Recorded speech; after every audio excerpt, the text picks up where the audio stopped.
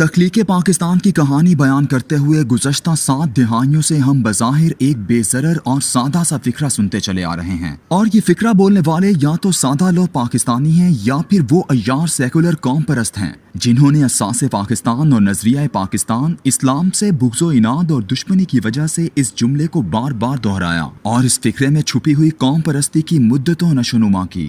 فکرہ دراصل اس وقت دنیا میں موجود قومی ریاستوں کی تخلیق کے بنیادی اصول کو بیان کرتا ہے، اس لیے لوگوں کو اس پر حیرانی نہیں ہوتی۔ حیرانی نہ ہونے کی ایک وجہ یہ بھی ہے کہ گزشتہ 2 صدیوں سے سیاسیات، سماجیات اور معاشرت کے علوم پڑھانے والوں نے کتابوں میں جس علم کا ذخیرہ کیا اور یونیورسٹیوں میں جو نصاب کی زینت بنا، اس کے مطابق کرۂ ارضی پر بسنے والی قومیں رنگ، زبان، نسل اور علاقے کی بنیاد پر بنتی ہیں۔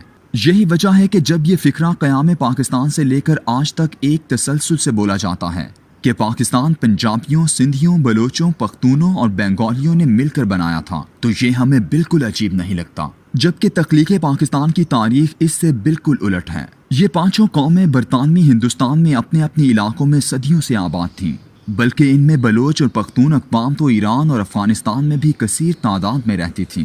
ان تمام اقوام نے کبھی بحیثیت قوم اپنی انفرادیت برقرار رکھتے ہوئے پاکستان نہیں بنایا، بلکہ بحیثیت ایک مسلمان اپنی قومیت سے انکار کر کے پاکستان بنایا تھا۔ پنجاب اور بنگال میں تو وہ انتظامی لکیریں جو انگریز نے صوبوں کی صورت کھینچی تھیں، مسلمانوں نے انہیں ملیا میٹ کر دیا۔ پنجابی اور بنگالی دونوں قوموں کے صوبوں میں مسلمان اکثریت میں تھے۔ برطانوی ہندوستان میں 1935 کے ایکٹ کے تحت بننے والی اسمبلیوں کے نتیجے میں بنگال کے پہلے وزیر اعظم AK فضل الحق تھے، جو 1 اپریل 1937 سے مارچ 1943 تک رہے۔ دوسرے خواجہ ناظم الدین تھے، جو 29 اپریل 1943 سے 31 مارچ 1945 تک رہے، اور تیسرے وزیر اعظم حسین شہید سہروردی تھے، جو 23 اپریل 1946 سے 14 اگست 1947 تک رہے۔ ان تینوں وزرائے اعظم نے اپنی بنگالی قومیت سے انکار کرتے ہوئے دیگر مسلمان بنگالیوں کی طرح مسلمان قومیت کا پرچم اٹھایا اور اپنے ہم زبان، ہم نسل، ہم رنگ، بلکہ کئی مقام پر ہم علاقہ بنگالی ہندوؤں کو خدا حافظ کہا۔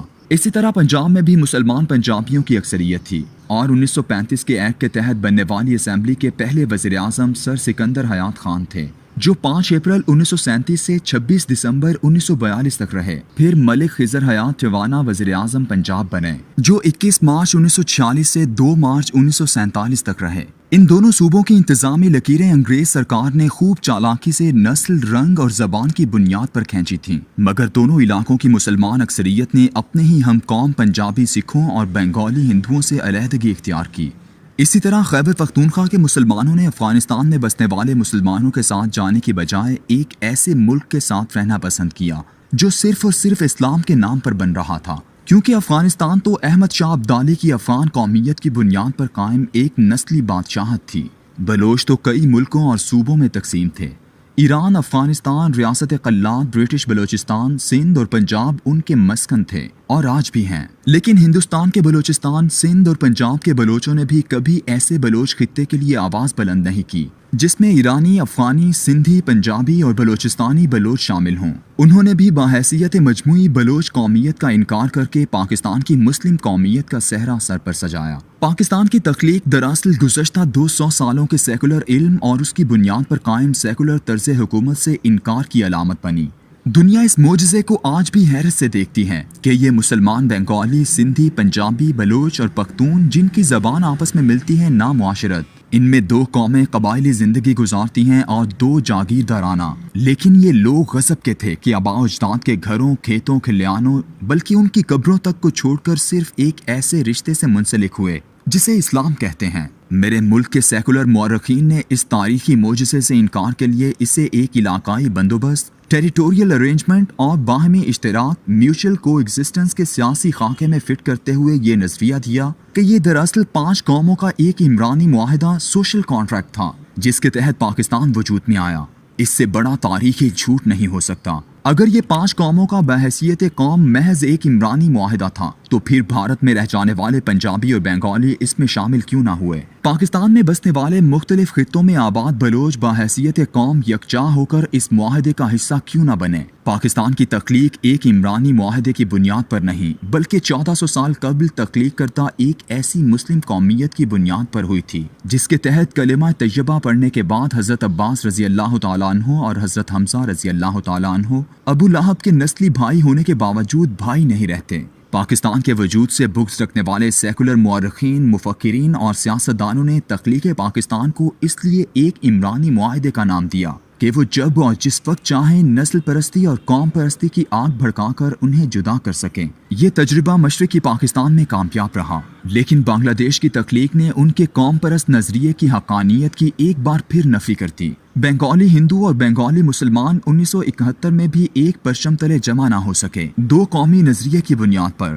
سید الانبیاء صلی اللہ علیہ وآلہ وسلم کے دین مبین کے تحت ایک مسلم قومیت کی بنیاد پر دسمبر 1971 میں ایک اور ملک وجود میں آیا۔ آج بھی مراکش سے لے کر برونائی تک ہر مسلمان کا دل اس مسلم قومیت کے لیے دھڑکتا ہے، لیکن 1924 میں عالمی طاقتوں نے سازش کے تحت مسلمانوں کو نسل، رنگ، زبان اور علاقے کی بنیاد پر تقسیم کر دیا۔ یہی وجہ ہے کہ آج دنیا میں مسلمانوں کے علیحدہ علیحدہ ملک نظر آتے ہیں۔ ان تمام ممالک کی وجہ تخلیق اسلام اور مسلمان نہیں ہیں بلکہ نسل، رنگ اور زبان ہے۔ یہی وجہ ہے کہ تمام ممالک کے حکمران عمومی طور پر سیکولر ڈکٹیٹرز ہیں۔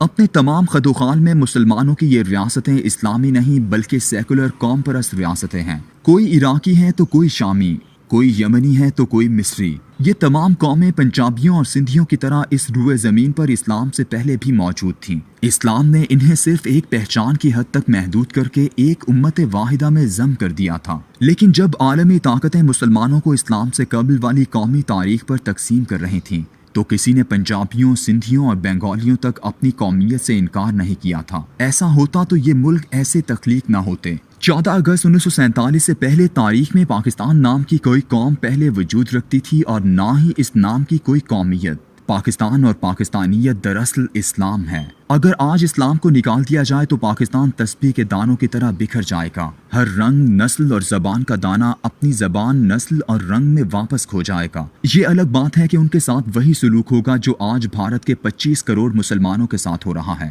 وہ بھارتی مسلمان جو بنگالی، پنجابی، بہاری، کیرالی، تامل اور دیگر قوموں سے تعلق رکھتے ہیں مگر کوئی نہیں مانتا۔